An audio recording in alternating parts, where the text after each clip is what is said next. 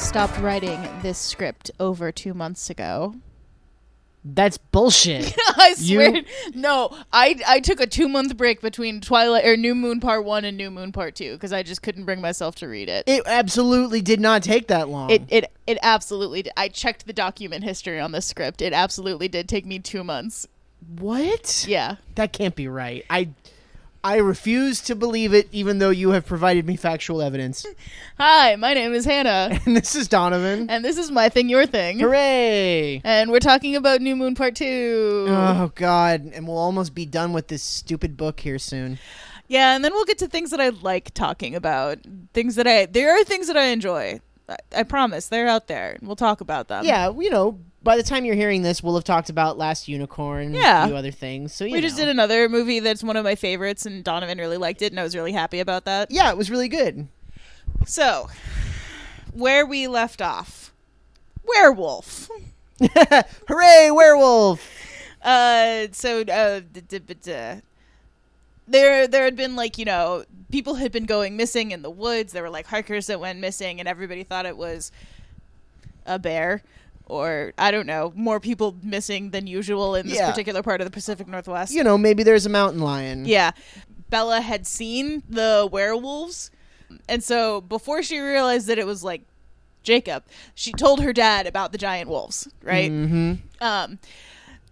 She goes home and she's like, Dad, they're giant wolves. And he's like, no, they're not. And she's like, I saw them. There are giant wolves. And he was like, well, if there's a pack of giant wolves, then we have to go take care of that. We gotta shoot.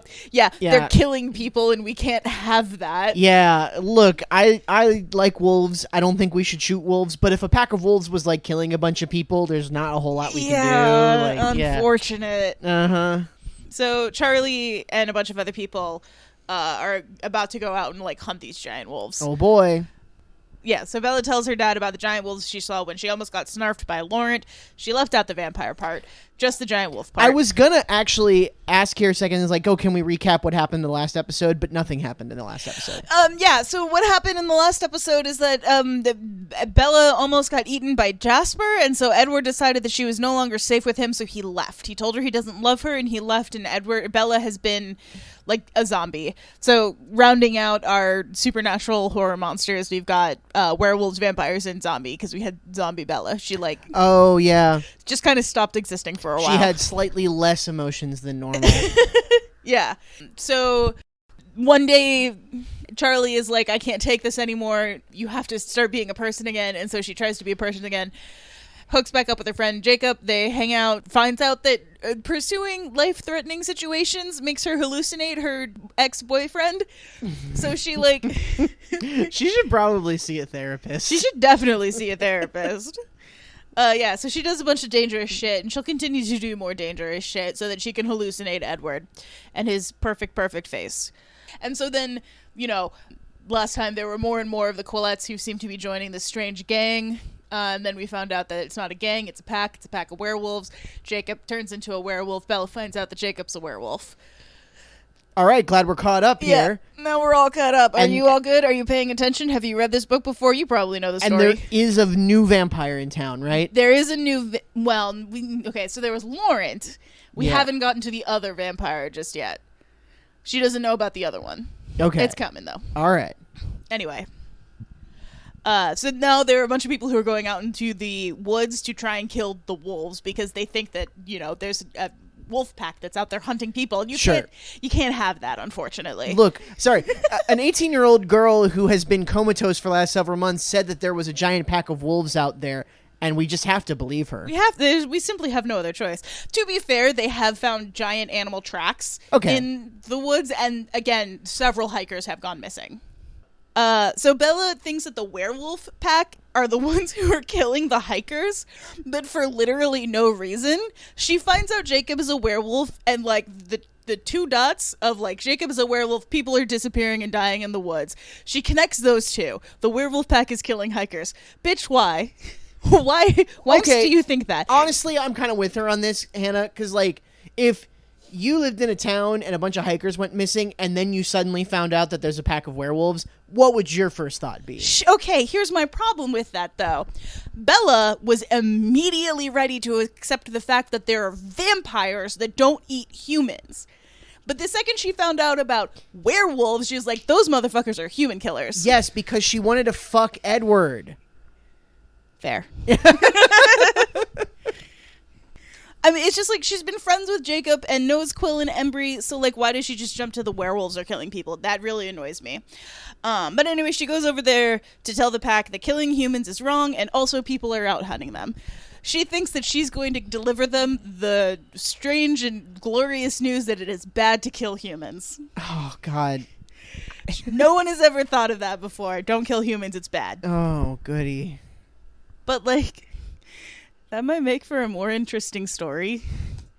Like, if there was a pack of werewolves that were like a native tribe of people who suddenly got supernatural powers, and they were using those supernatural powers to either kill colonizers or just like Scooby-Doo scare them off their lands, that may make for a more interesting story. Although there is also something very haunting and kind of weird that is, I'm sure, not in any way explored by the book, of like a bunch of like armed townsfolk going out in the woods to kill natives. Yeah. You know, like... There could be tension there. Yeah. Anyway, Bella goes back to talk to Jacob in the morning, and they're having two different conversations. Like, Bella thinks that the pack is killing people and they need to stop, and Jacob knows that there are more vampires in the area, and it's the pack's job to kill vampires. So, like, they keep having this conversation where he's like, yeah, it's no problem to kill things, and she's like, you're killing people? It's like, no, you guys, shut up. Both of you. Can Jacob not tell her there's vampires? Like, I know there's certain things he can't say because he's, like, being told by the pack alpha that he can't, but like... No, that's not a problem. It's just that Jacob doesn't consider that Bella might think that he's killing humans. For Jacob, the only reason that there are werewolves is to hunt and kill vampires. So the only people that they kill are vampires, and it would be ridiculous from his point of view for the pack to kill regular humans. Okay, so he's just not even accepting the idea that she might even think that it's the werewolves. Yeah, he fully does not understand that she thinks that the werewolves are killing people. What is she saying then? Hold on. Like, is she like, don't you know that people are dying? And he's just like, yeah, I do. Okay, so here's some of the things that they say. Okay. I thought it would be better face-to-face. He snorted. Oh, much better. Jacob, I have to warn you. About the Rangers and the Hunters, don't worry about it. We already know. Don't worry about it, I demanded in disbelief. Jake, they've got guns. They're setting traps and offering rewards, and we can take care of ourselves, he growled, still pacing. They're not going to catch anything. They're only making it more difficult. They'll start disappearing soon enough, too. So he's talking about the fact that the people who are out hunting are going to get eaten by Victoria because she's in the area. Okay. And Bella reads that as, we're just going to kill them. Because, again, this person who has been her friend and helped keep her together after her perfect angel boyfriend left her, like, she immediately is like, yeah, this guy's a murderer. This, once again, kind of breaks the classic rule of a story that if the story falls apart, if any characters have a 5-minute long conversation, yeah, like, they're just not talking to each other at all. They need, like, one person who is, like, a little bit on the spectrum to be like, I need you guys to both be very explicitly clear about what you're talking about. Like, if I had been there listening to this, I would have been immediately sussed out. You guys are having two different conversations. You don't even need somebody on the spectrum. You just need somebody who is willing to clarify anything. Just anything. Yeah. Just Jacob saying, instead of, like, you know, they'll just disappear too, like, he should have just said, Victoria will eat them too. And then she could have been like, what? See, I was thinking that this was going to be a problem because, you know, Jacob... you know, because he was told by the pack that he can't say certain things by the alpha or whatever, that, like, that was going to cause a miscommunication, whereas, like, he literally just couldn't even tell her about this thing that was happening. But, no, they're just dumb, normal miscommunicating. Yeah, again, to be fair, they are teenagers. Bella is 18, and he's, I think, 16, but, like, still, guys. So finally, Bella and Jacob just talk, and Bella learns that the pack only kills vampires, and Jacob learns that she's not horrified that he's a werewolf. And then so they hug and this happens. Whoa. And so then they do figure it out? Yeah, they just figure it out. They do talk to each other. Why do we spend this whole time talking about this if they just talk about it? Because I need you to understand that this is what this book is. It is a series of deeply frustrating and annoying conversations between two people who, like, are kind of dumb. Yeah. And they don't end up together somehow. Wow. No, yeah. I mean, Bella and Edward have a series of deeply frustrating conversations, and they do end up together, but that's, we're still, I think, 300 pages away from that. Oh, God. This grossed me out. I threw my arms around him. It reminded me of that first day with the motorcycles. He was bigger, though, and I felt even more like a child now. Ew. This is post-werewolf transformation, so he has, like, kind of, like speedrun puberty. He is, like, taller and more adult-looking. Yeah. And so, again, Stephenie Meyer has, like, this weird obsession with, like, making her heroine, like, somehow be the child in the relationship. Oh. Yeah, it's gross. Anyway, Lawrence is dead, hikers are still going missing, and it is Victoria who is here, and she wants to kill Bella because Edward killed James. There are too many fucking people. For a book where nothing happens, there's too many fucking people. So now that they're, like, talking, Jacob is like, oh, wait, you hung out with a bunch of vampires? You probably know shit about vampires. Come talk to the werewolves about vampire shit. And Bella is like, yeah, okay. Okay. So he takes her to the pack. And I'm the vampire expert. I've been kissing one of them. Intimate. We've held hands. So they go back to the pack, and so there's, like, one of the guys who's really mad because Bella is a leech lover. Like, that's the thing that they the werewolves call the vampires leeches. But weren't they cool with the Cullens, though? They have a treaty. They have a treaty. Oh, it's like a truce. Yes. Okay, all right. It is a treaty, and that the specifics of the treaty will become important at the end of the book. Well, I do love a good, terms of a treaty. Yeah. I was a political science major. So because Jacob brought Bella, there's one of the werewolf boys who's, like, very mad about it. Uh-huh. And we get the first on-page werewolf transformation as, like, Paul, who's one of the werewolf boys, sees Bella and is, like, so mad he can't control himself and he explodes into a werewolf. And then Jacob also explodes into a werewolf and they start fighting. Cool. And I need you to know, when they explode into werewolves, all of their clothes gets ripped to shreds. And, like, there's a line where someone says, like, Billy can't afford to keep buying new shoes. So, like, they're literally running through their entire budget trying to keep these boys clothed. There have been a bunch of jokes made about, like, them hiding, like, jorts in the woods so that they would always have, like, pants. That's funny. That's good shit. I actually like that. Those are fandom jokes. That's not in the book. I know. Yeah. Oh, man. See, like... That's such a funny way to kind of just give your universe, give your world a little bit of life. Yeah. Is to just have, like, oh yeah, like, these are characters dealing with the problems of everyday. Yeah. Whatever. Yeah. And no, but we can't have that. No. So two other members of the pack are Embry and Jared are, like, joking around, and they're taking bets on who's going to win the fight, and also if Bella is going to throw up before they get to Sam Yuli's house. They're like, they keep looking at her and being like, I bet she throws up before we get there. Why is she throwing up? Why? Because, like, Bella's having a panic attack because there's a vampire out to kill her. Okay. And so she's, like, so afraid of, like, everything that's happening because there's a vampire out to kill her. Not that this is the third time this has happened, my love. You've been fine. What was the second time? Laurent in the meadow. Oh, right. I feel like hanging out with a pack of werewolves is about as good of protection as you can ask for. Yeah, I would say that, yes.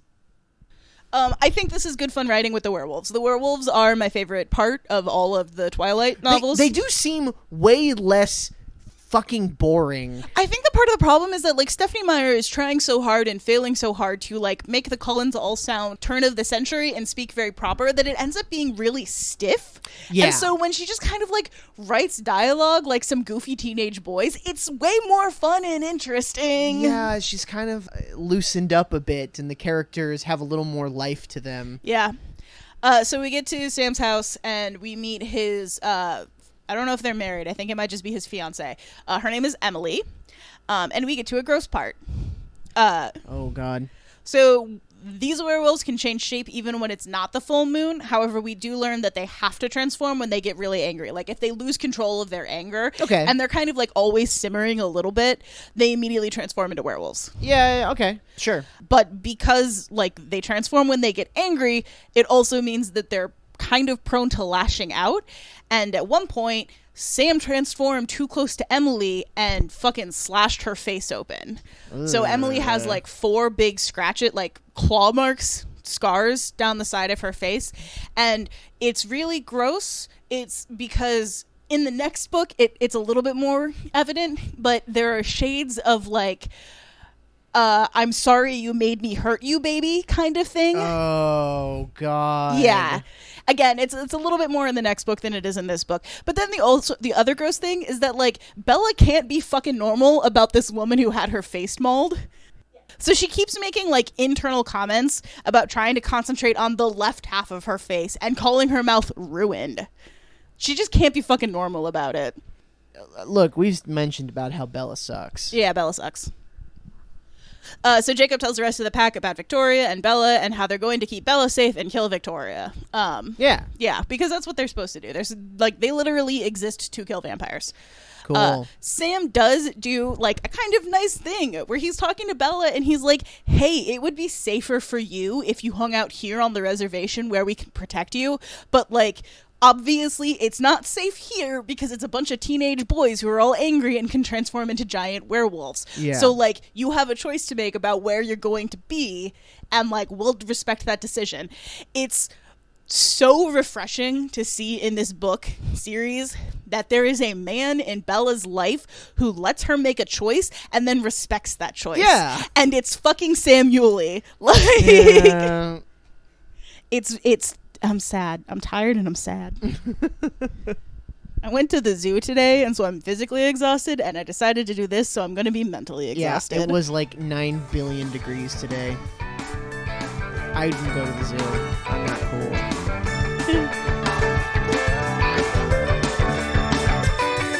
It's such a sunny day. Such a sunny day. Such a sunny day.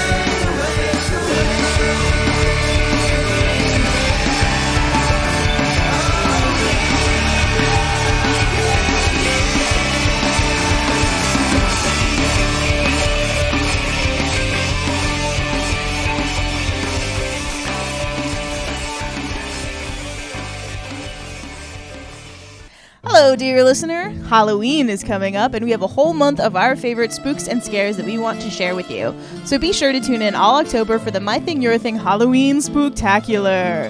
Thanks for listening, and back to the show. Oh, yeah, so there's just, like, this bit right here. She's, like, at work, and Mike Newton, the guy who's had a crush on her from book 1, is like, "Are you dating that kid from La Push, the sophomore?" He asked, poorly disguising the resentment in his tone. I shrugged. Not in the technical sense of the word. I do spend most of my time with Jacob, though. He's my best friend. Mike's eyes narrowed shrewdly. "Don't kid yourself, Bella. The guy's head over heels for you." "I know," I sighed. "Life is complicated. And girls are cruel," Mike said under his breath.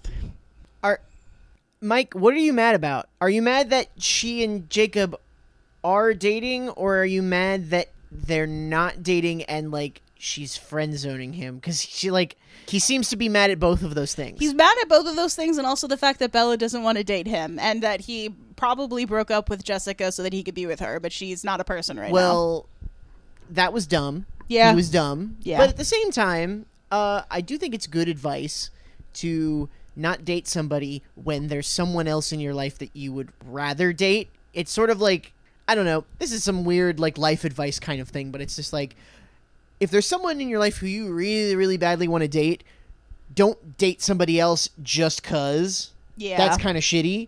And don't be a dick that they don't want to date you either. Like, go find somebody who you would rather date than that person, I guess. Or don't date anybody. Like, focus on yourself. That's an option. Yeah.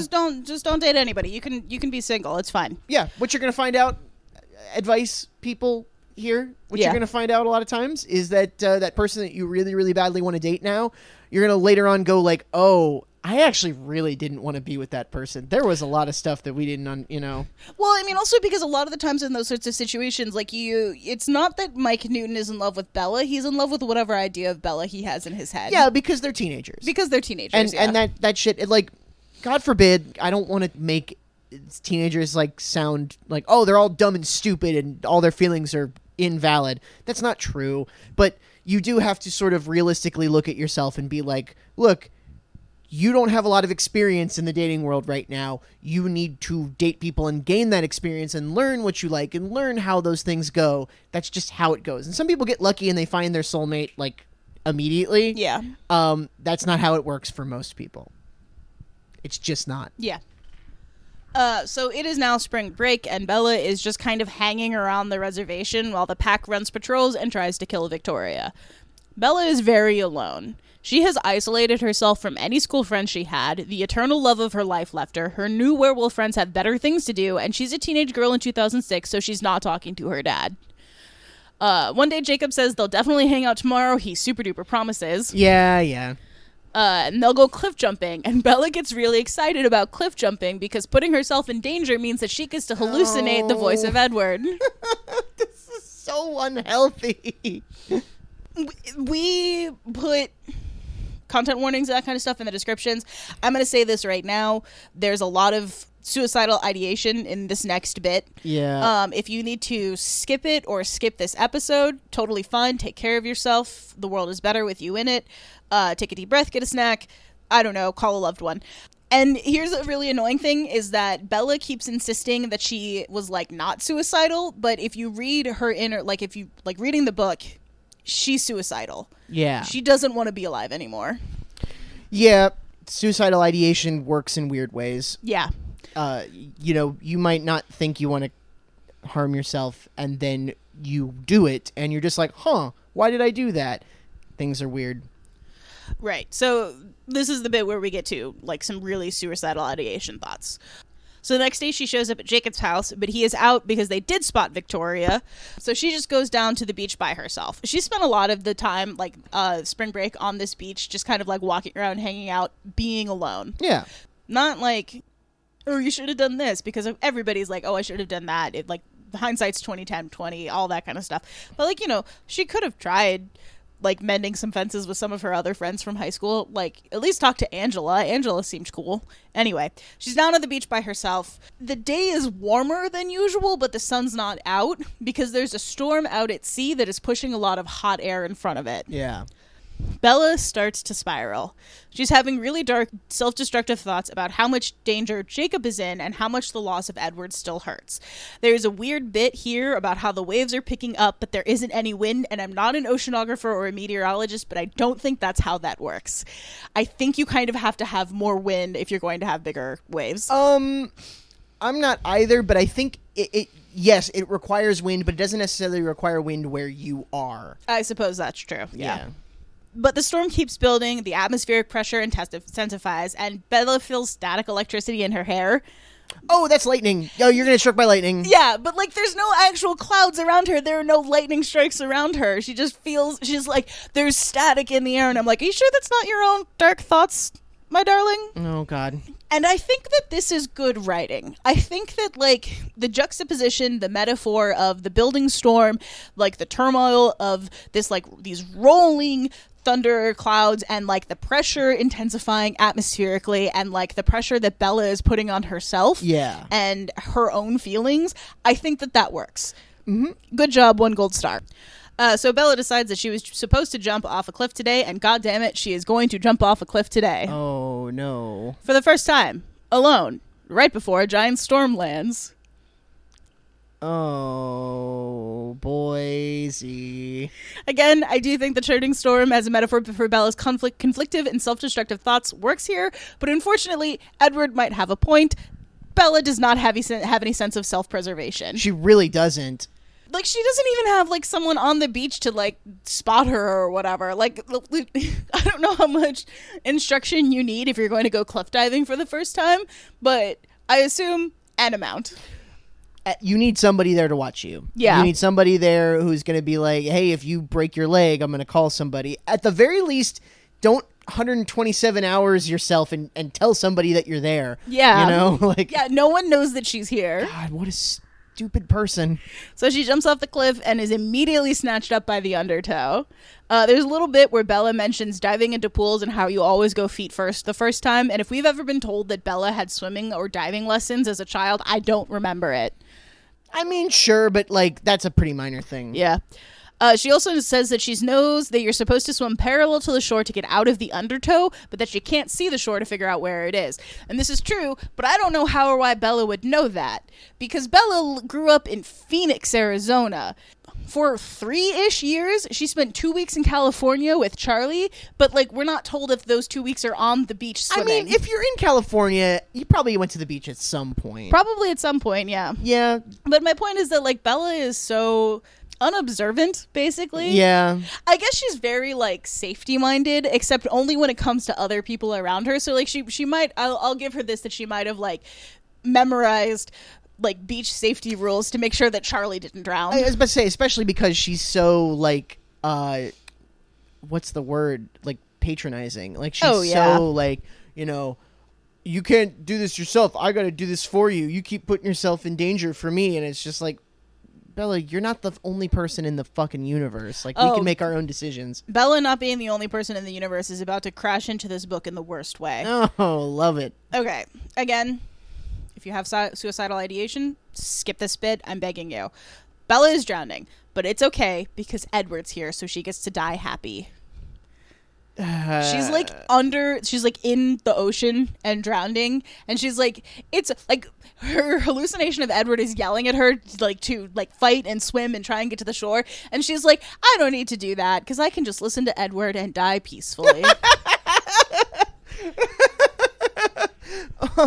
Oh, I love the idea that like Edward is her like self-preservation instinct, but that the rest of her is so like, well, Edward's here, so it's fine. Yeah. It's like it's Edward will working protect me. It's working against itself. So something does drag her out of the ocean and then like slaps her on the back until all the water comes out of her lungs. Jacob's here. He saved her. Yeah. Sam is also there too. The pack had been tracking Victoria, but lost her when she ran into the ocean. I'm looking at Donovan, and he fully gets what's going on here. Bella will not for a long time. Bella saw, before she jumped, and then later when Jacob was like carrying her back to the car, Bella saw a strange red flame out on the oceans, and that doesn't make any sense. But she's not going to connect those dots for a while. It's very frustrating. Bella's stupid. Bella's really stupid. Sam also mentioned something about a hospital and people having to go to the hospital, and it turns out that Harry Clearwater, who is like another member of the tribe, has had a heart attack and he is in the hospital. Harry is very good friends with Charlie. He's like one of his fishing buddies. Okay. Other people are having problems in the world. Harry's had a heart attack. He's in the hospital. They don't know if he's going to survive, frankly. Okay. That there's nothing wrong with that. Story-wise, whatever, that's fine. Usually when there's some kind of thing like that, it's either to set up a later plot point or it's to kind of fit a larger theme. Does it? It does, actually. Oh. It's a very frustrating plot point, but it does. Oh, God. So here's another little bit. And God, this grammar. Images from my ill-considered afternoon stunt rolled through my head while I tried to come up with something pleasant to think about. Ellipsis. The feel of the air as I fell, comma, the blackness of the water, comma, the thrashing of the current, ellipsis. Edward's face, ellipsis. I lingered there for a long time. Jacob's warm hands, comma, trying to breathe life back into me, ellipsis. The stinging rain flung down by the purple clouds, ellipsis. The strange fire on the waves, ellipsis. She still hasn't made the connection that it's fucking Victoria, who is, like, Jacob said we were tracking her and she ran into the ocean and she saw a strange flame out on the waves, and she's not made the connection that Victoria was in the water with her. Yeah, I get that, but also this is a story thing, because it's like they're setting up enough hints that you, the audience, can make that connection, but like the characters, it's a little dramatic irony. Okay, but here's the thing. Another like Smire tell don't show. She says over and over again that Bella is so smart. She's so ahead of all of her classmates. But we know for a fact that's not true. Exactly. There are two things in front of her: a red-haired vampire hellbent on killing her, and an inexplicable fire out in the water. And she was told that the werewolves lost Victoria in the ocean, and she cannot connect those dots. There's no Pepe Sylvia.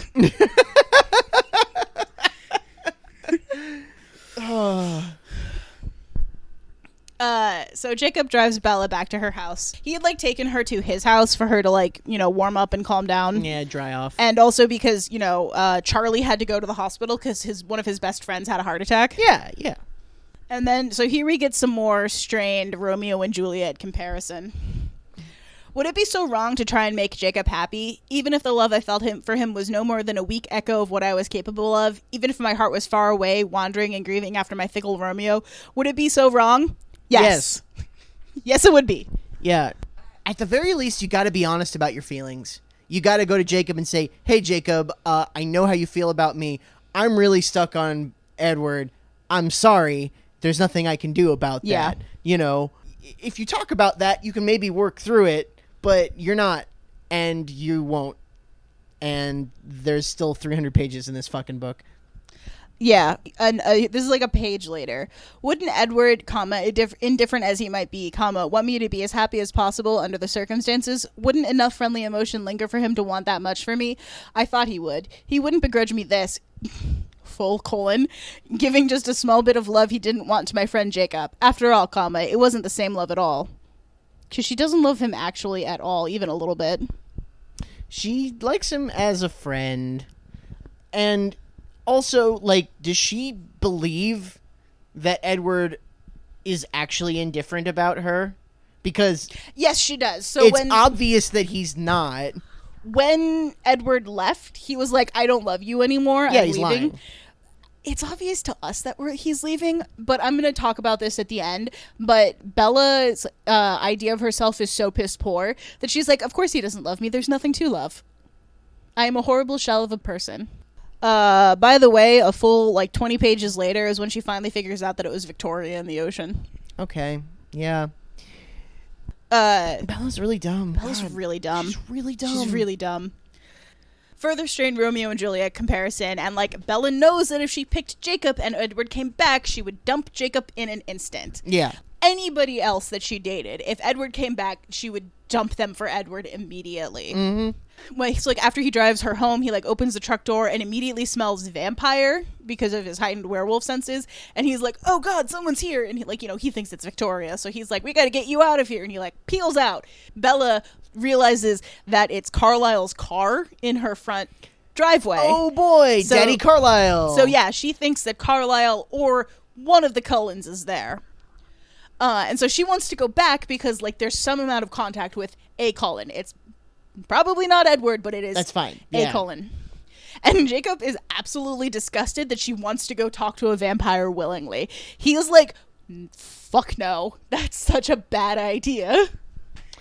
I mean, I get that they have this generational enmity against each other, but I don't know. Maybe go have a conversation. It's kind of funny because for the end of this book and all of next book, Edward keeps being like, Bella, why do you want to be friends with Jacob? He's a werewolf. They're so dangerous. And Jacobs keeps being like, Bella, why do you want to date Edward? He's a vampire. They're so dangerous. And it's just you guys are both. It's both of you. You're both dangerous. And also, neither of you are dangerous. Neither of you would ever actually hurt them. No, yeah. Bella should leave both of your asses and start dating, I don't know, a wizard or something. Alice. Yes. Obviously, the true and correct answer is Alice, but I don't know. Maybe there's... Do you think that there are bog witches here? Could she date a bog witch for a while? I mean...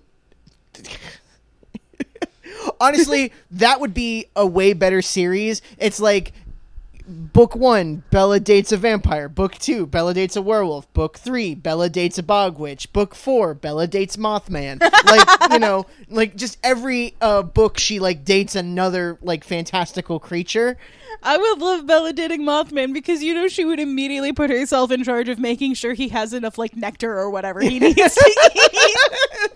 She would be sourcing like lorikeet food day and night. She would be like, "What books do you read, Mothman?" And he would just be like, "Mothman, why are you stealing that catalytic converter?" All right. Anyways, Mothman, why do you want us to go to Denny's? You guys out there know why. Anyway, so yeah, Jacob is like, I'm not going to be here if there's a vampire here. I'm leaving. And so Bella walks into her house, and this is when she finally makes the realization that oh, Victoria is here and she really wants to kill me. It could actually be Victoria in my house. Oh no. With Carlisle's car? Yeah, with Carlisle's car somehow. Anyway, it's Alice. Hey, the best. The best. You wanted the best and you got it. The hottest vamp in the land. Yeah. So it's Alice who is here because she saw Bella jump off of a cliff and immediately rushed over to see if she was dead or not. Alice genuinely thought that Bella was dead. Oh. She saw her jump off of the cliff, but she didn't see her come out of the water. So when she saw that, she immediately jumped on a plane and was like, I know I can't get there in time, but I have to be there. So, okay, yeah, because she can see... Because she can see the future. The future from when someone makes a decision, yes. right? Yeah, that's kind of how that works, yeah. They have this conversation that really annoys me because Bella just immediately gives up that Jacob is a werewolf. Girl, that's not your secret to tell. Also, it turns out that vampires smell bad to werewolves and werewolves smell bad to vampires. Well, then she would already know. Yeah, so Jacob opens the door and is like, oh, gross, it smells like disgusting vampire, we gotta go. And then Bella goes inside and Alice smells her and why the fuck do you smell like wet dog? See, I like that because it's oh, vampires, they could just smell werewolves. Oh, they smell disgusting. And then Alice is like, wet dog? Yeah. Which they might just smell like wet dog. It's not even vampire or werewolves smell bad. It's just they smell like wet dog because they is. Also, for some reason, Alice can't see the werewolves when she sees the future, and there's just no explanation. So, Alice saw Bella jump off of the cliff, but she didn't see Jacob pulling her out, and the fact that Bella survived because, for some reason, the werewolves fuck with her powers. But the werewolves don't fuck with any of the other vampire powers because it becomes a plot point in the next book that Edward can read vampire minds. So I don't know why this is here. It's not it's a Bella thing where Bella's just a little bit immune to all of the vampire powers. Yeah. I don't know. Maybe a couple of lines where Alice is like, other vampires and werewolves and other magical creatures or whatever, the future, it's wibbly wobbly, timey wimey or whatever, but no. No, she fully cannot see the future if werewolves are involved, and she doesn't know why. So Alice and Bella just kind of have a slumber party. Charlie comes back from the hospital and is like, Alice? And she's like, I'm so sorry. I know this is terrible timing, but I had something I had to deal with here. Me, what you think is a 16-year-old away from my family, had something I had to deal with here in Forks, Washington. So I'm here. And Bella is like, Dad, could you stay the night? And he's like, yeah, fine. I got shit that I have to do. Yeah, my buddy just had a heart attack, and there's hikers missing in the woods. There's more on my plate than whatever this teenage nonsense is. You seem fine. So Alice hangs out, and then Alice and Charlie have a conversation when they both think Bella is asleep, and Charlie reveals that he was so worried for Bella after Edward left that first he called a doctor who suggested hospitalizing her. Honestly, institutionalization is not a bad idea for somebody who is that much of a danger to themselves. Not saying that that's right for everybody, but sometimes you can be such a danger to yourself that might be necessary. Yeah, the doctor called her catatonic. Yeah. But Charlie thought that maybe if she went to live in Florida with Renee, who's living in Florida now because Phil is a minor league baseball player. Did he get signed to the majors? I don't remember if he got signed to the majors or if he's just has an official minor league post in Florida. Playing for the Tampa Bay Devil Rays. Sure. But he figured that maybe something. if Bella goes to live in Florida, away from all of this, that like it'll be better for her. Yeah, there are no horrible monsters in Florida. Oh, wait. But Bella throws a fit. Like this happens only in Charlie recounting this to Alice. We don't see it on page. That happens sometime in the like November, December, January or whatever. Sure. Like the 4 months that are like not things that actually happen. We don't see on page Bella throwing this fit, but Charlie describes it, and he says that like they brought out a suitcase and started packing her clothes, and she like threw the suitcase around and ripped off her clothes and like threw such a fit that he thought that he was going to have to take her to the hospital. Yeah. So they let her stay. And like that's when Zombie Bella happens, when she's just kind of like going through the motions basically. Yeah, when we learn about the ragged edges of her hole. Yeah. Jacob comes back to talk to Bella, and Alice leaves for a bit because Charlie has a very strict one supernatural creature in the house at a time rule. You know what? Reasonable. I mean, it's actually because like they can't be near each other because werewolves and vampires, but it'd be more fun if Charlie knew and was like, no, vampire or werewolf, one at a time. I mean, honestly, at this point, like, how can he not? He doesn't find out until the last book. He legitimately, maybe just being horribly unobservant runs in the family. Oh, I would bet, yes. So Bella and Jacob now get a turn to have a stupid and frustrating conversation that ultimately doesn't resolve anything. And then Jacob goes in for a kiss, and Bella's like, oh no, I don't know if I want this. And like she's like he's werewolf strong, which is not like vampire strong, but still pretty strong. So he's like holding her face and going in for a kiss, and she's like, no, but she's not saying anything. She's fully frozen. It's a bit creepy. Yeah. But before anything happens, the phone rings. Yay! Saved by the bell. Yeah. And Jacob answers the phone, and oh yeah, he says something about no, Charlie's not here right now. He's at the funeral. Ah! He hangs up the phone, and Alice is immediately inside the house again. Oh, God. So Jacob has to leave because, again, only one supernatural being per time in the house. This is like a sitcom. It really is. Oh, my God. It really is. So, like, Alice is all freaking out because Edward is about to do something stupid. A refreshing change for this book. What? So Rosalie apparently told Jacob that Alice saw Bella jump off the cliff and didn't come back out. And so now Jacob is like, I can't exist if Bella doesn't exist, so I'm going to go find a way to kill myself. And now we get to talk about the Volturi. Hannah? Yeah? This is a horrible curse you've inflicted upon me. I know. I still love you, but fuck. At some point, we're going to have to watch the movies, and I'm not looking forward to it. If we get enough like people listening to this that we get like a Patreon, we'll watch them for the Patreon. Oh, yeah. We could do like a live stream or something. Sure. Yeah. So the Volturi are like, I don't know if we talked about this in the very beginning because like Bella finds out about them in the beginning of this book, but they're like the ruling conclave of vampires. Yeah. They live in Volterra, Italy. They have for a real long time. Okay. What part of Italy is that? It's like Tuscany. Oh. Yeah. Very nice. Yeah. Probably near Florence. I think so, yeah. Yeah, beautiful. I was looking it up earlier, and that sounds about right. Yeah. Because I was trying to think, like, I wanted to think about anything besides this book. Volterra was known for its alum deposits, and alum is used for a lot of things, including a new word that I learned, floccination, which is like a chemical process of sifting sediment out of other chemicals. Oh, yeah. Yeah. Fascinating. Way more interesting than this. Anyway, so like the thing about the Volturi is that like they're the ones who are super enforcing the humans don't get to know about vampires rules. Okay, sure. So Edward's plan is that he is going to go to Volterra and like provoke them. Well, first he's just going to ask them if they can kill him because he doesn't want to be alive anymore. Okay. And if that doesn't work, he's going to provoke them in some way. Yeah, kind of do a death by cop thing. Yeah. Okay. And so Alice and Bella are immediately like, well, we have to go to Italy. So once again, Bella runs away. She does leave a note for Charlie this time. Charlie is at a funeral, and she leaves a note and's like, there was an emergency. I'm so sorry. I love you, Dad. Bye.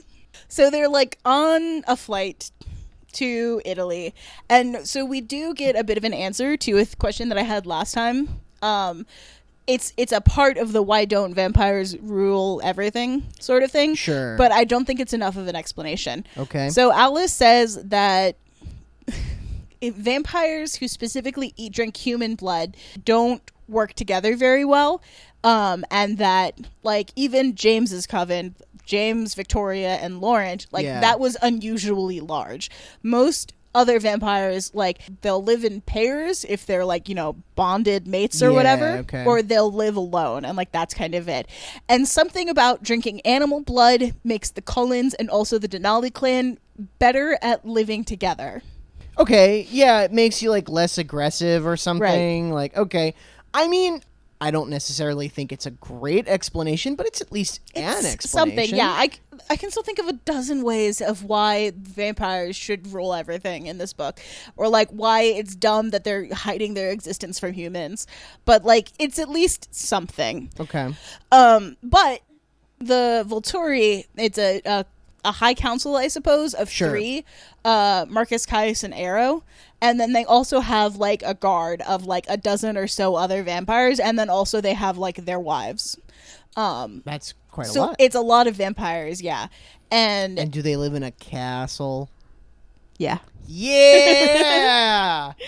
Yeah, and so Alice says something about, like, maybe the fact that they're so old allows them to, like, live together calmly or whatever. I mean, what, Marcus, Caius, and what's the third one? Arrow. Or R-O. It's just A-R-O. Okay, I mean, Marcus and Caius are Roman names. Are they from ancient Rome? Oh, yeah, they're all, like, over 1,000 years old, I think. Okay, well, yeah sure, yeah. Yeah. Pretty cool. I always like that. Honestly, the coolest thing to me about vampires as a big history nerd is I always want to know about, like, you how know, old they are, when vampires come from. Yeah. You know, not to plug anything, but my mom's book series, you know, was about vampires. And the coolest thing to me about those books was that all of the vampires that were from, like, history were all from, like, interesting parts of history. Yeah, that sounds rad. Some of them were from... There was one from ancient Rome, and there was one who was a Viking, and there was one who was from World War II, you know, like, that's that kind of stuff. So also on the plane, Bella and Alice are talking, and at one point Alice says that she almost wants to turn Bella into a vampire herself to stop all the melodrama because Alice is the best character. Honestly, thank you, Alice. And if she can see the future, she's like, look, it's just going to work out better, okay? Trust me.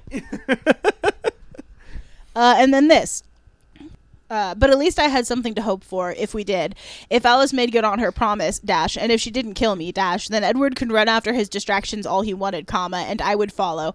I wouldn't let him be distracted. Maybe, when I was beautiful and strong, he wouldn't want distractions. So, gross. First of all, Bella thinks that Edward has someone else that he is interested in, that he is distracted from her by someone else, some other perfect, beautiful vampire, and that's why he left. Why? Literally no reason except for the fact that Edward said that, like, I don't love you anymore, basically. And so Bella's solution to that is, I'm going to get turned into a vampire, and then I'm going to stalk Edward. I'm going to force him to love me for all of eternity. This is a healthy thought for a person to have. Again, a better book series is Bella gets turned into a vampire, stalks Edward. Edward's like, this is fucking crazy. Bella goes crazy and becomes a psychopathic murderer. Yeah. I would read that. Yeah, it sounds awesome. So... Hey, y'all, I know you guys have written fan fiction. Send it to us. Yeah. So Edward has decided to commit suicide by sparkling. What? When the clock strikes noon, in Volterra, take off his shirt and simply walk into the sunshine so that everybody sees him sparkling, and they're all going to be like, vampire, and not kid with a lot of money for Sephora. And that will make the Volterra kill him. There are so many other things that you could do. Alice and Bella even talk about some of the other things that Edward can do. Alice says something like she's watching what his thought process is so that she can like anticipate and try and figure out what they're supposed to do to get there and save him or whatever.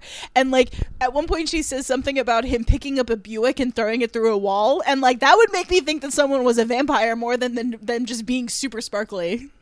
Yeah, I mean, also just like be like, I'm gonna kill the Volterra. You know, yeah, like attacking the Volterra Yeah. would be like way smarter. This plan is really dumb. Also, a small note, but Smire put this thing in about how the pilot announced their descent first in French and then in English, but not in Italian when they're going to Italy, and she didn't say anything about them flying Air France or anything like that. There's also a bit later where like Bella is describing a car in front of them, and I didn't recognize the car brand, so I looked it up, and it's a French car, and I'm like, does Stephanie Meyer not know the difference between France and Italy? apparently she doesn't. Like it makes it. It's not impossible for there to be a French car in Italy, but it just there are so many Italian cars. There are so many Italian cars. Yeah. Lamborghini. Ferrari. Yeah. Like, it seems silly that she like typed in a like European car and was like, oh yeah, this French one. Anyway, this is such a small nitpick, but it struck me as so odd. Honestly, it's like girl from Utah. Yeah. Very girl from Utah. And while we're here picking nits, Alice mentions that there's a Saints' Day feast for Saint Marcus, aka Marcus of the Volturi. It's the day when Saint Marcus drove all of the vampires out of Italy and then got martyred somewhere else. But like the Saint Marcus is actually Marcus of the Volturi. However, I looked it up. March 20th is not a Saint Marcus Saints' Day. It's a Saints' Day for Saint John of Parma and several other people not named Marcus. Okay, no, but okay.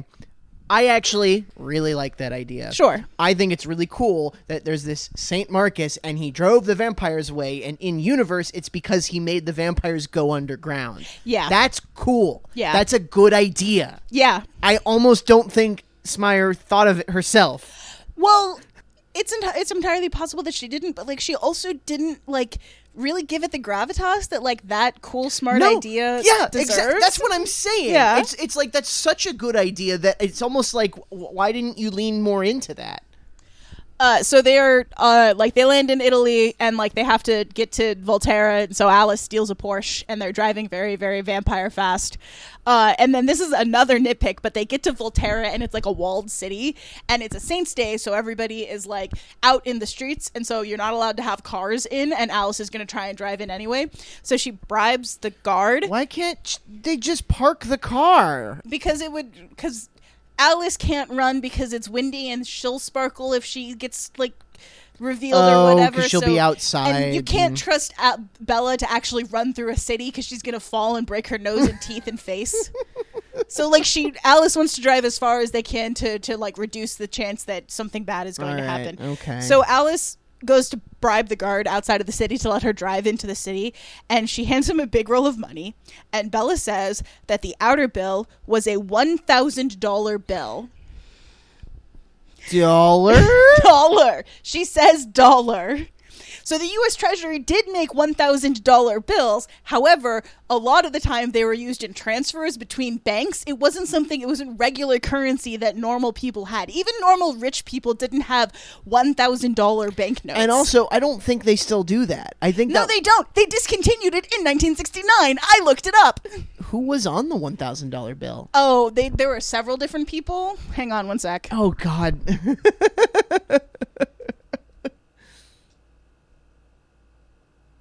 Hannah, how much more of this book do we have? Because we're already in an hour. We're very close to the end, I promise. Okay. Okay, so Robert Morris appeared on the first $1,000 bill. Okay. Mayor of New York DeWitt Clinton appeared on 2 other versions. The 1934 series had a portrait of Grover Cleveland. Okay. Yeah. I was about to say, like, the first 2 are definitely, like, important figures, but not quite at the level that you think you would put on a $1,000 bill. Grover Cleveland is getting there, but he's a pretty C-tier president at best. Like, And again, $1,000 bills were discontinued in 1969. Yeah. They're not floating around. $100 note. Well, when does this book take place? Italy was still on the lira. I looked it up because I was trying to figure out 1,000 lira note. Then 1,000 lira would have been roughly like a couple bucks, honestly, because the way that like. Oh, okay. Yeah. 10,000 lira. I don't fucking know. I don't know either. I was trying to figure out like what it could have been that Bella saw that would make sense and nothing. Anyway, at the time, like in 2006 and now, if you have a good $1,000 note, it is actually worth a lot more than $1,000 to collectors. Well, yeah, because it's so rare. Yeah. And also, this Italian guard is not going to be able to spend that or deposit it at a bank or anything like that. No. If he goes to his local branch, they're going to be like, this is counterfeit. Get the shit out of my face. You can maybe go to an exchange service or something and maybe get it. But yeah. So anyway, they do get in. They get into the city. They get close to where Edward's going to be. Bella has to make this like mad dash across this square, like pushing her way through people to try and action. Yeah, kind of.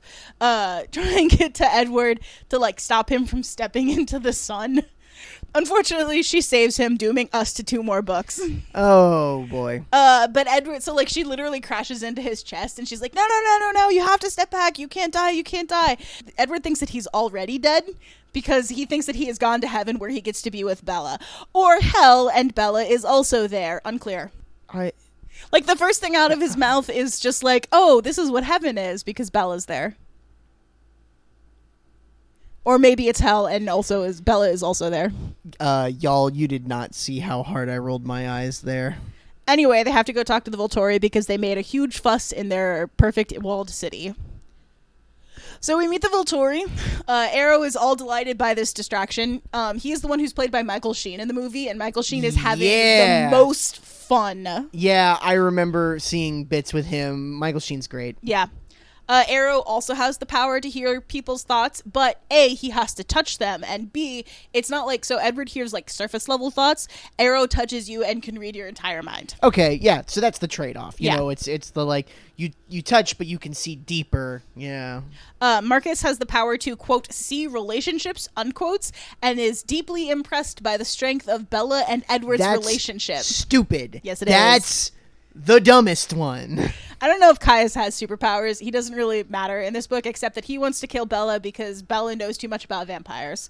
Too fucking late. Yeah. Like, sorry. But Arrow kind of like collects vampires with special powers for his little honor guard. Okay. And he really wants Edward and Alice to join, and he knows that if they kill Bella, like, they won't. They'll just be into a fight, and then everyone, like, they'll have to kill them. Yeah, I mean, you know, that's pragmatic. Yeah, so Arrow is like, no, we don't have to kill her, but you do have to turn her into a vampire.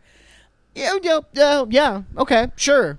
And Edward is being a stubborn bitch about this. Yeah, he's being a fucking idiot. Because I know this doesn't happen until the 4th book. Yeah. And I'm just like, just fucking do it, guy. Yeah, Edward absolutely does not want Bella to be a vampire for reasons that are unclear in this book, but will be somewhat revealed in next book. And spoiler alert, they're dumb. What? Something in this book being dumb? Yeah, so Edward almost gets them all killed by being like, no, you're not going to turn Bella. And Alice just steps up and like basically like shakes Arrow's hand. And like in her mind, she tells him, if he doesn't do it, I will. So like, don't worry about it. It'll be fine. Yeah. And Arrow's like, delightful. You guys can all leave now. And they leave right as a bunch of tourists are being brought in for a meal. A meal, you say? A meal, I do say. Yeah, they're going to get eaten. These are vampires that eat people. These are actual vampires doing vampire shit. They're going to eat a bunch of people. Oh my.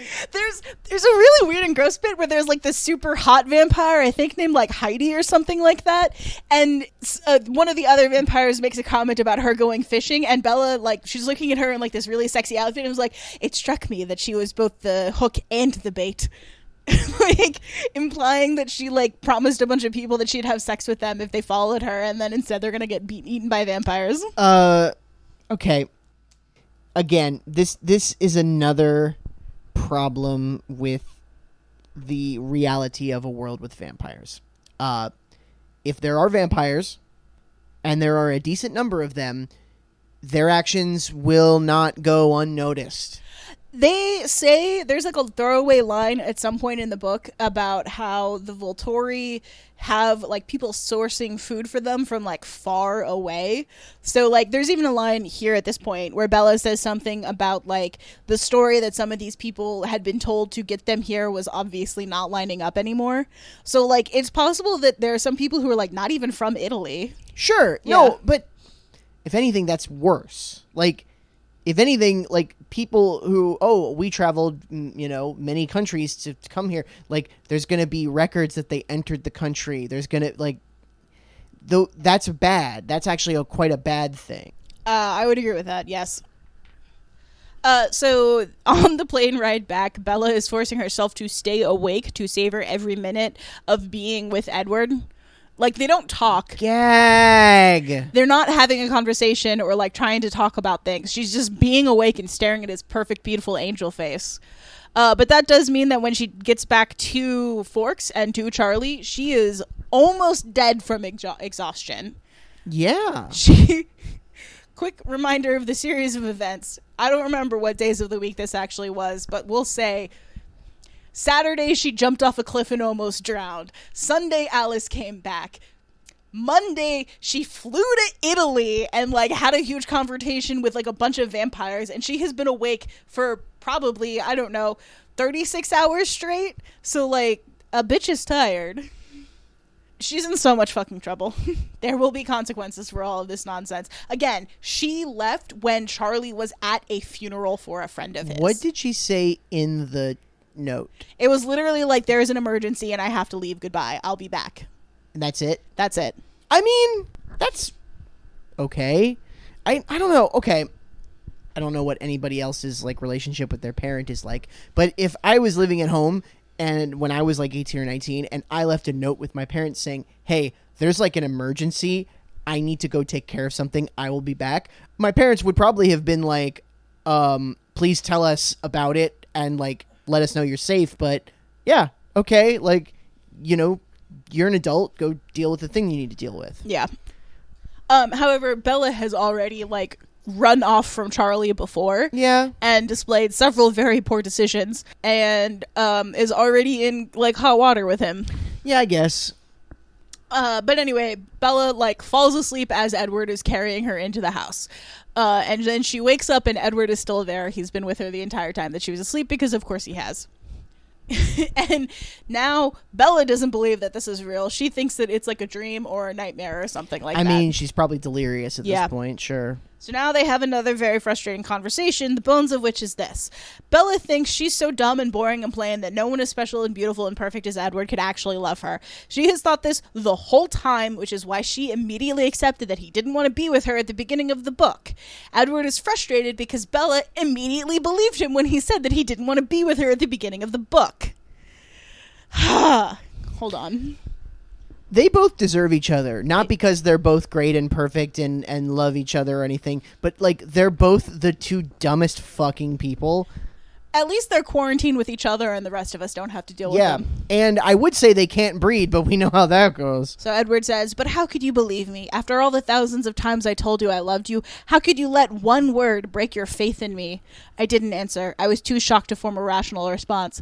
I could see it in your eyes that you honestly believed that I didn't want you anymore. The most absurd, ridiculous concept, as if there were any way that I could ever exist without needing you. Again...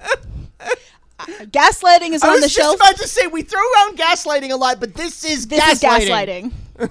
Either he gaslit her into believing that he doesn't love her, or he is currently gaslighting her into believing her that he does love her again. Oh my god.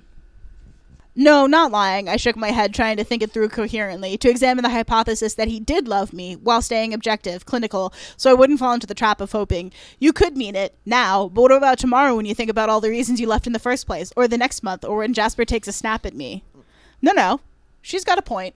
Yeah. Like, it was one thing, and she was not that badly hurt, and Edward was like, I have to leave because she'll be like in too much danger with me. You broke the trust, my guy. She does not trust a word that you say anymore because you lied to her and left her.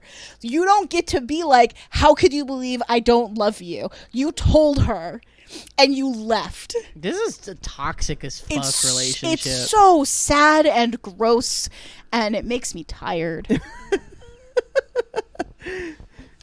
To be fair, Hannah, everything makes you tired.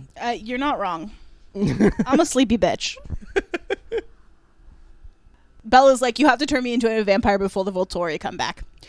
Time means something different to you, or different to them than it does to you or even me. They count the year the way that you count days. I wouldn't be surprised if you were 30 before you crossed their minds again, he added lightly. Horror washed through me. 30. So his promises meant nothing in the end. If I were to turn 30 someday, then he couldn't be planning on staying long. The harsh pains of this knowledge made me realize that I'd only begun to hope without giving myself permission to. Bella thinks it's disgusting to be 30, and Bella thinks that Edward won't love her anymore when she's 30, and it's really gross. Joke's on her. Edward's into MILFs. There's a bit in a little bit where she's like, we can't be together if you look like you're 17 and I look like I'm 30. Everyone's going to think that I'm your mom. And Edward just so desperately does not want to turn her into a vampire for reasons that you will not explain right now. He's like, no, we have time. And like, his initial stated reason is that he wants her to have a bunch of human experiences. But Bella's like, all of my human experiences suck. I want to be a vampire. I get it. But Bella just being like, I don't want to be 30. I'm already one whole year older than Edward's body. Like, there's a bit later where she's like, I will not be 20 and be a vampire. You're not allowed to be a teenager if I am not a teenager. This is so stupid. It's so stupid, and it's really gross, and it's pretty toxic about aging. Hey, I'm 36 and 30 is great.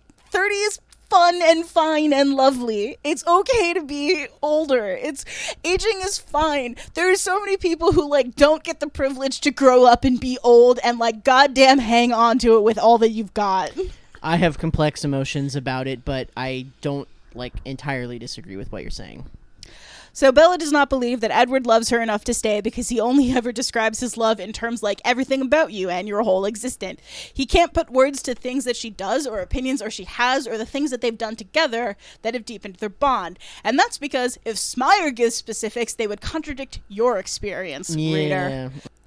Edward can't describe why he loves Bella in a concrete way because then the reader can't step into Bella's shoes. If Edward says that he loves the way Bella crinkles her nose when she laughs, but the reader doesn't do that, they might stop reading the book. Yeah, if Edward's like, I loved that time we went to Six Flags, like, yeah. And I was like, I hate Six Flags, then, like, you know, you're never gonna, like, have the fantasy in your head. Also, there's this really gross bit where we find out that all of the shit that Edward stole from Bella, he hid under her floorboards. All of, like, the CDs and, like, the pictures of him and all of the stuff that was, like stuff about him at the beginning of the book. Oh, right, that, like, went missing? Yeah, that went missing. It's just in her room? It's in her room under the floor beds. Which means to me that in some future time, if he did mean to stay away from her forever, and if he did want her to fall in love with somebody else and have a normal relationship, at some point, 30 or 40-year-old Bella would find that shit and immediately be ripped apart again. Because Edward sucks. Yeah. So they have this really annoying, stupid conversation about whether or not Bella should be a vampire. And Bella decides that she's going to go to the Cullens and she's going to put her own mortality to a vote with them. Which, to be fair, is not a bad idea. Because, like, it also involves them. If the Volturi show up to Forks and see that she's not a vampire, like, they're all going to die.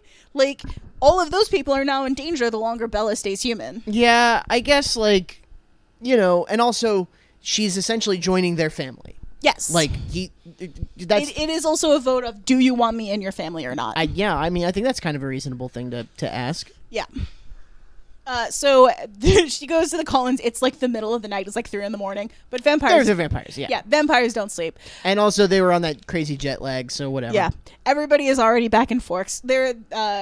There was a while before when, like, Alice and Bella were talking, and Alice was, like, saying what everybody else was doing. Like, Rosalie and Emmett went on another honeymoon in Europe. Carlisle is, like, teaching in Ithaca, I think. Like Greece? No, upstate New York. Oh, okay, yeah, okay. Yeah, and Esme is restoring a house there, and Jasper, I think, is going to college again at the same college that Carlisle teaches at, and Alice has been tracking down information about like herself, essentially. Like she finds her old family and turns out she has a niece. Like a great niece? No, just a niece. She lives in Biloxi. Oh, and she's like 80 or something? Yeah. Oh, okay. Yeah. That's fun. But yeah, anyway, so everybody came from wherever they were back to Forks, Washington immediately. Wow, it sounds like all of them did interesting things. Yeah. Why didn't we get to see any of that? Because who gives a shit? They're not Edward and Bella. But anyway, they have this meeting. Everyone votes yes, Bella should be a vampire, except for Edward and Rosalie. Rosalie, however... Yeah, she's got her whole hang up there. Yeah. She does have an interesting thing where she says she didn't have a choice when she was changed into a vampire, and she wished that there was someone there who would vote no for her. We're going to find out more about Rosalie's backstory, and I don't remember, I think it's the last book, but like... Rosalie is a complicated character, and Stephanie Meyer does not write complicated characters very well. No. So, okay. Do the vampires like being vampires? Oh, gosh. I genuinely don't know. Because, like, you sometimes see Edward be like, this is the skin of a killer, Bella. Yeah. You know, like, whatever. But it does seem like everyone's kind of cool with it. Yeah. You know... Well, like, you know, keep learning things and, I don't know, play the stock market, pick up some new skills, just kind of fuck around for a while.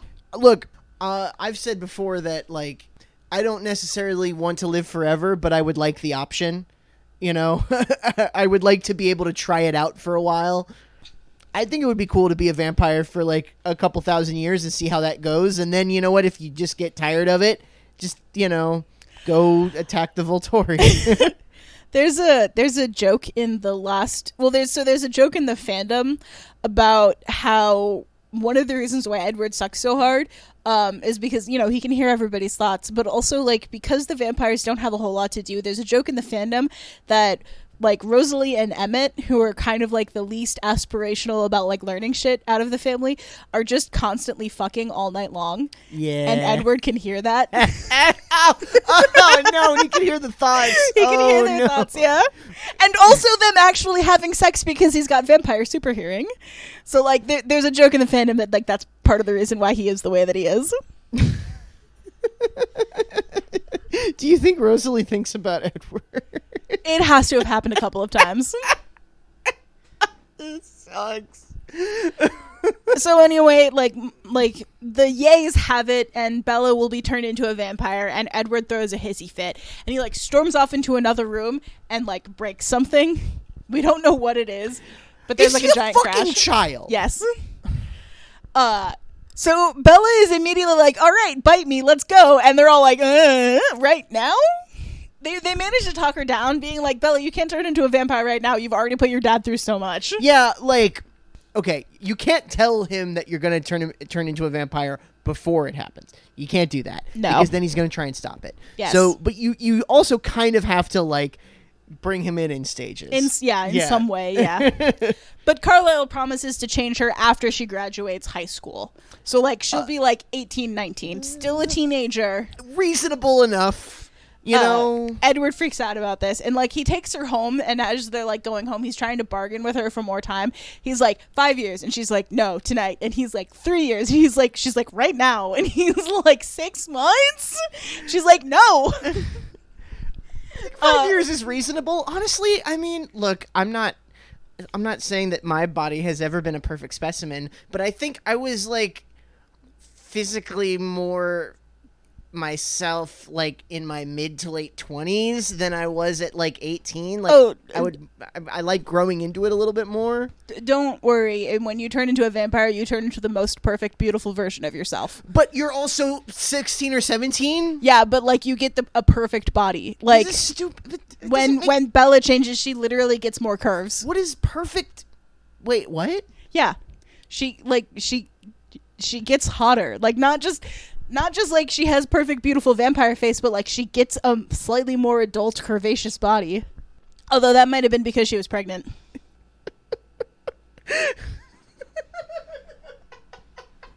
Hannah, yeah? you've told me me some dumb shit about these books, that might be the dumbest. Yeah. Just like, I turned into a vampire, got that fat ass. And like... VBL.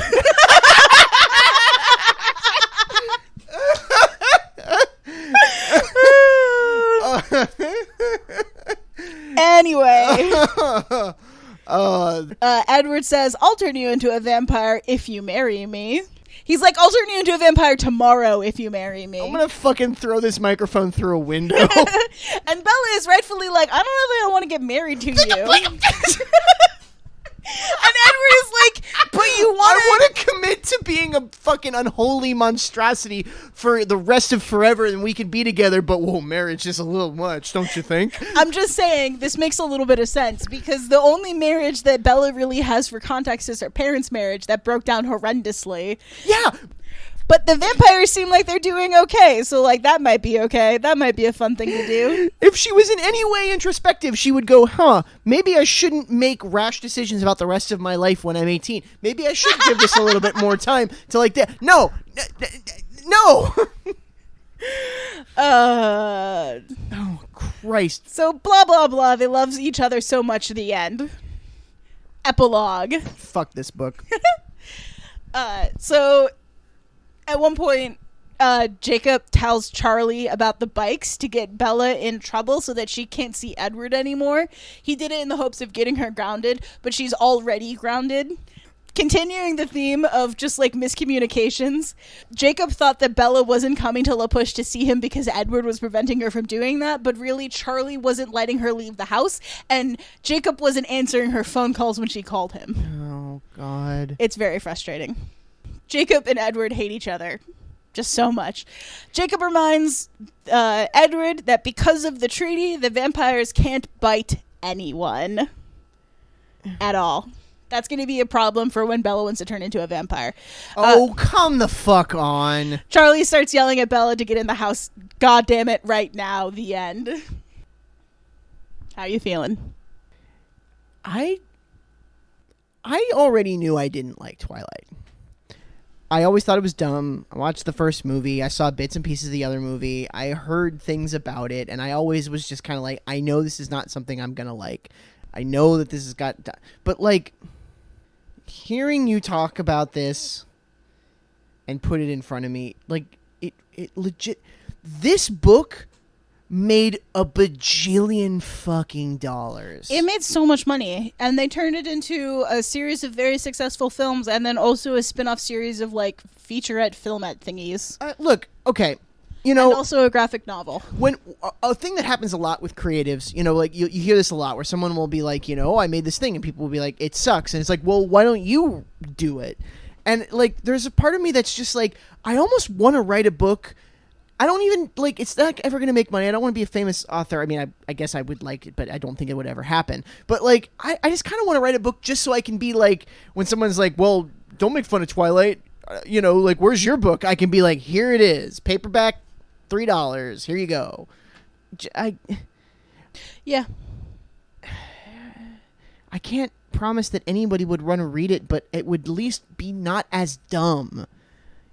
I think that if we wrote a book, that it would be way less dumb than this. Yeah. Although you were like pitching a romantasy book, and while we were kind of having fun with that in a sort of pie in the sky situation, I don't know if I want to write a romantasy book. No, it's just like, if we were going to be shitty and scam people, not scam, but if we were going to like pump out some bullshit to get money out of people, like that'd be the easiest one to write. Ooh. Title pitch. The Mothman's Woman. Oh, there has to be a monster fucker who already wrote that book. What would be great is we could sell it. We could set it in Gallipolis, Ohio. Oh yeah, which is where I have family that lives. It's the city right across the river. The bridge that collapsed from Point Pleasant, West Virginia. Yeah, that would be good. Okay, so one last thing before we exit out of this episode. I have been keeping tracks of all of the times that Bella has realized something about herself. And I wrote them all down as quotes with page is attached. Yeah, go for it. Bella is kind of the least observant narrator, especially when it comes to her own damn self. Page 71. My whole body went numb. I couldn't feel anything below the neck. Page 77. I wish I could tell him to put me down and let me walk, but I couldn't find my voice. Page 102. I was surprised when I found myself in my room, not clearly remembering the drive home from school or even opening the front door. Page 107. It took me longer than it should have to realize why I was quiet. Jessica had stopped babbling. Page 131. Hey, Jacob. I felt an unfamiliar surge of enthusiasm at his smile. I realized that I was pleased to see him. The knowledge surprised me. Page 191. We were halfway to the hospital before I realized that he was still shirtless. Page 273. I tried to feel my face from the inside out to know what he was seeing. What? Page 254. I wasn't paying attention to the familiar road, letting the sound of the engine deaden my brain and silence the worries, when my subconscious delivered a verdict that it must have been working on for some time without my knowledge. Page 245. I couldn't move at first, though. My arms and legs were shaking, and I didn't know how to get back on my feet. Page 271. But I heard my voice escaping in a whisper. Page 351. But I hadn't realized I was cold until then. Page 365. The quiet whooshing inside of my ears was not the waves. It was the air moving in and out of my lungs again. Page 388. I didn't notice when the gasping turned into something else. I only realized I was sobbing when Alice dragged me into the living room couch and pulled me into her lap. Page 389. I tried to obey, though I couldn't quite locate my lungs. Page 408. It was only when I saw the clear drop sparkling my hand that I realized I was crying. Page 414. I was on the couch with no understanding of how I got there. Page 460. I was shaking and thought it was from fear. It wasn't until my teeth started to chatter together that I realized I was cold. This one has a typo. Page 486. It was only then that I realized I was shaking hard, my entire frame vibrating until my teeth chattered and the room around me seemed to wobble and blur in my eyes. Page 486. Then I understood. Oh, the noise was me. The ripping sound was the sobs coming from my chest. That's what was shaking me. Does Bella have a brain tumor? Possibly. But when she gets turned into a vampire, that'll go away, so it's not going to be a problem. Okay.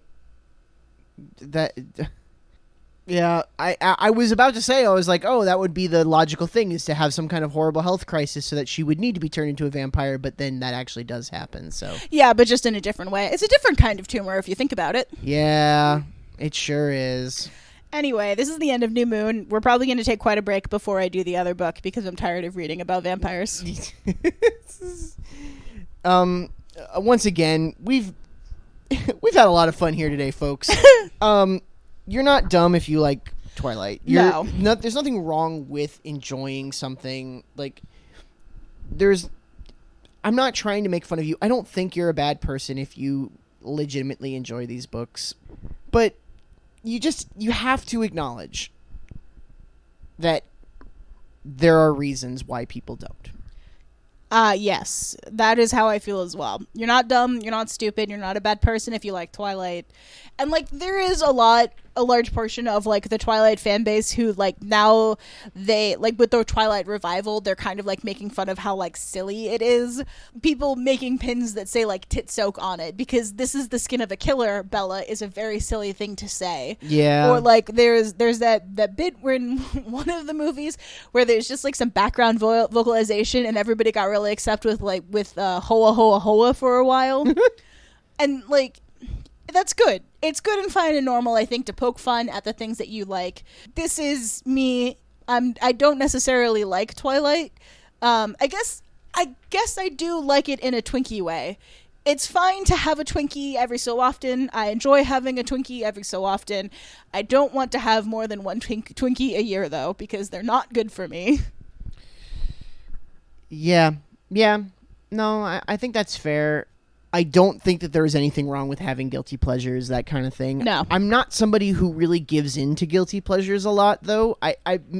It's just not the way that I engage with media. Yeah. When I like something, it's because I want to, like, identify with it and really, like, get my claws in it and engage it. I kind of just can't like something on a surface level. That doesn't make me, like, smart and interesting and better than you. Like, God, it's not how that works. That's not what I'm saying. It's just not the way I engage with media. Sure. You know, it's like, it's totally fine to engage with it that way. I tend not to.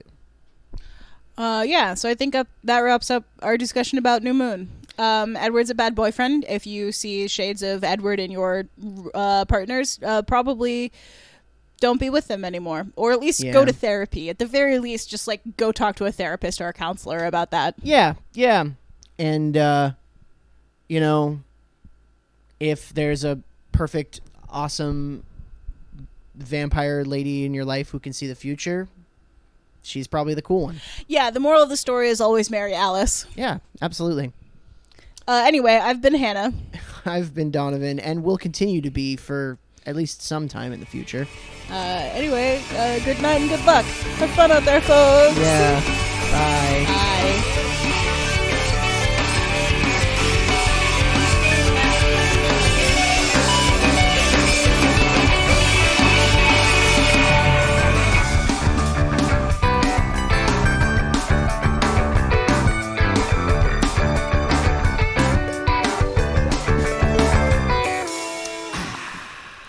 Thanks for listening. You can find us at mythingyourthing.com or at mythingyourthingpod on social media. Thanks to RK Maroon for letting us use their song Macaroni Art from the EP You Can't Eat Horses. You can get it at rkmaroon.bandcamp.com. If you have a thing you think we should talk about, email us at mythingyourthingpod@gmail.com, and maybe that could be our thing.